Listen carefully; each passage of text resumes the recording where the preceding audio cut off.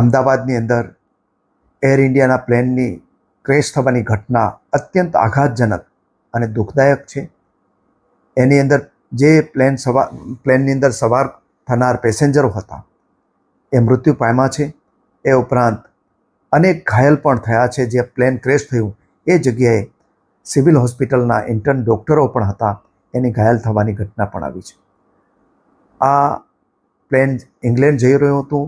કેટલાક લોકો પોતાના સગા સંબંધીઓને મળી અને ઇંગ્લેન્ડ પરત જઈ રહ્યા હતા, જ્યારે કેટલાક લોકો પોતાના પરિવારજનોને મળવા માટે ત્યાં જઈ રહ્યા હતા. અને અચાનક જ આ પ્લેનની દુર્ઘટનાથી આ જે પ્લેનમાં સવાર બાળકોથી માંડીને વડીલો સુધીના નું મૃત્યુ થયું છે. અને એના પ્રત્યે હું ખૂબ સંવેદના વ્યક્ત કરું છું.